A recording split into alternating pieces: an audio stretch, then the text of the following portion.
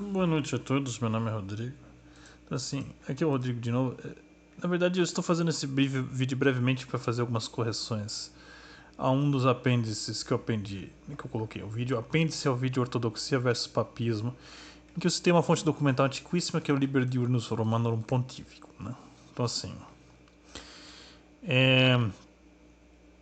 primeiramente, assim, eu vou ser bem objetivo, bem sumário, é uma correção a certas informações do vídeo. É que, assim, como esse livro ele é muito antigo, assim, os capítulos estão todos ordenados. Então, assim, de fato, você encontra ali uma condenação ao Papa Honório, né, ao Pontífice Honório, pelo seu monotoritismo. De fato, você também encontra o juramento papal, o juramento do Pontífice Romano, do Pontífice Agatão, né, que eu já discuti naquele vídeo. Né? Você encontra, nesse Liber Diurnus, você encontra esse juramento. Né? Tá enterrado ali em outro caput. Mas assim, pra você ter uma ideia, esse livro é tão antigo que assim, o índice dele fica na parte final do livro.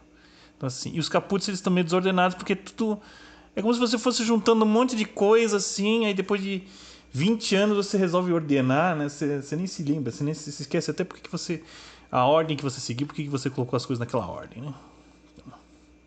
Assim, correção e clarificação. O caput que eu falei sobre a petição do Papa, da eleição do Pontífice de Roma ao Imperador, não é o caput 7, mas o caput 2. Está nesse livro, né, no Liber Diurnus, como caput duo, caput 2, de ordinatione summi pontificis, né? Aí está escrito ali argumentum, né? Argumentum. Sexto, sétimo, ottavo século in ordinazione summi pontificis haec observabantur. Ou seja, na ordenação do sumo pontífice deve-se observar as seguintes regras. Aí, vamos lá. Vamos lá. Item 3. De electione mox referebatur ad principem. Ides Constantinopolitanorum imperatorem postulabatur que electionis approbatio. Esse é o item 3, que diz assim: da eleição, sobre a eleição, deve-se referir ao imperador, né, de Constantinopla, né, ao imperador bizantino, né, e Constantinopolitano imperator, e pedir, né, postulava que eleições aprovasse a aprovação da eleição, ou seja, a eleição deveria ser ratificada e aprovada pelo imperador em Constantinopla, né, pelo poder imperial em Constantinopla. Realmente está nessa seção do livro. Então, se você for ver no índice na parte de trás do livro, né, caput 2 de ordinações subpontífices, você vai ver justamente esse caput, né? Então é só para clarificar, essa é a correção. Aqui é o lugar certo. É que eu me embolei um pouco, mas é porque é um pouco confuso mesmo. A ordem desse livro é um pouco desordenada, enfim, né? Pelos motivos que eu já solicitei. Mas então, só para solidificar o que eu já argumentei no vídeo, né? O que esse artigo diz, né? Que deveria ser observado na eleição do Pontífice Romano, né? Existem outros artigos nessa mesma seção, nesse mesmo caput 2, de Ordinationes Summi Pontifices, né? Que reforçam essa tese que eu expus no vídeo, né? Então, por exemplo, referebatur etiam ad exarchum Ravinae, cum precibas, ut electionem vel nomine principis confirmaret, vel confirmandam curaret. Ou seja, ele tinha que pegar e ir para o exarcado de Ravenna. Ravenna fica na Úmbria, né? Fica na... perto da Romanha, né? E posteriormente se tornou parte dos Estados Papais, né? No exarca de Ravenna, né? E para que a eleição em nome do imperador de Constantinopla, príncipes, né, seja confirmada, e para que essa confirmação, para que ele cuide dessa confirmação, ou seja, o exarca de Ravenna tinha que ser consultado na eleição do Romano Pontífice em nome da autoridade do imperador em Constantinopla. Que mais? Deixa eu saber. Só um momentinho que eu tô procurando aqui.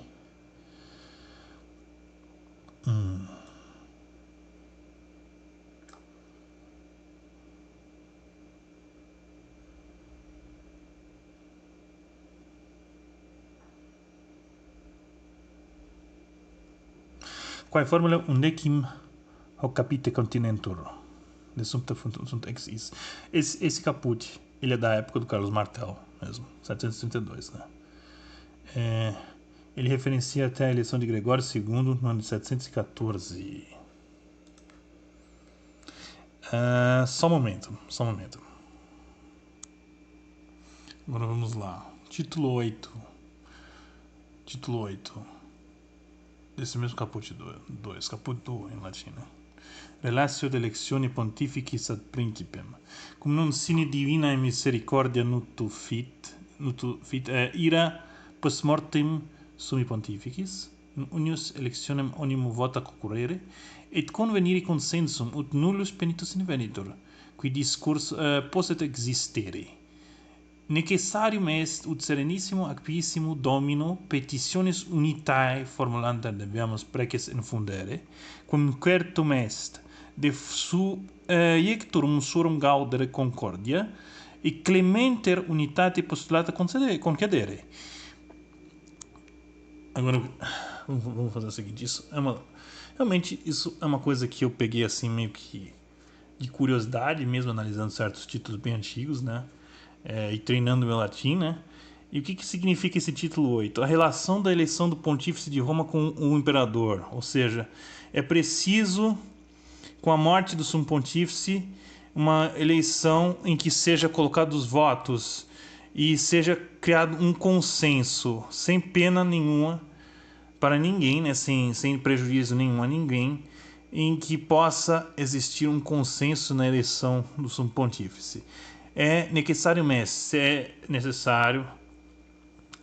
que ao sereníssimo e píssimo senhor, né, imperador, petitiones unitae formulante debiamus preces infudere. Quertum est de subjectum sum clemente unitate postulata concedere. Então, o que diz esse título 8? Aqui, realmente, vamos sumarizar aqui, né?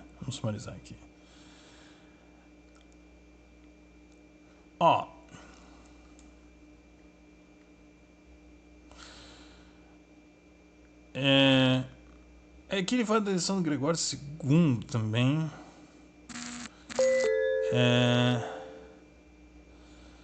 Então, ele fala... Só um momentinho. Então, para resumir, né, que eu tava fazendo, né?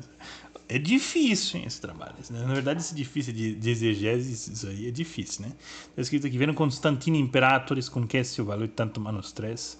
Né? Ou seja, Gregório II, no terceiro ano do pontificado de Gregório II, o imperador de Constantinopla deu a seu consenso no terceiro ano, né? Também você tem outros exemplos que esse caput cita. Só um momento.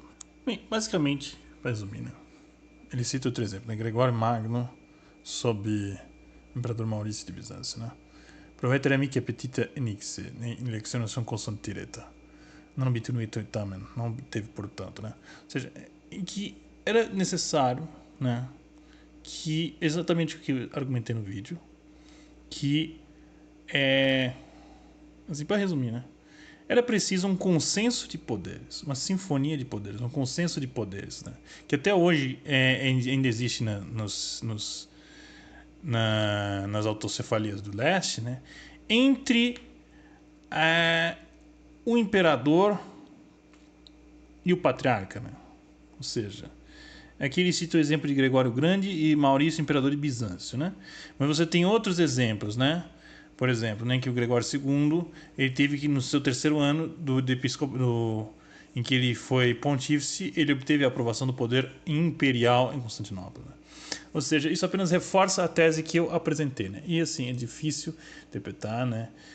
Eu tenho que fazer essas correções. Realmente essas correções são essenciais porque são livros muito antigos assim, que precisam ser interpretados no seu contexto. Né?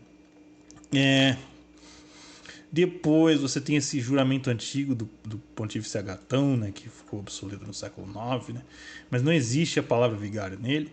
Mas assim, eu já clarifiquei, né, e espero que fique claro realmente como nesses pristinos livros, né, nesses pristinos documentos dessa época antiga, alto-medieval, né, as coisas em Roma funcionavam de forma diferente, né, e existia realmente um concerto, uma sinfonia de poderes, né, como até hoje existe nas jurisdições autocefálicas da ortodoxia no Oriente, né, para a eleição dos patriarcas, né. Enfim, muito obrigado, né, e tenha uma boa noite.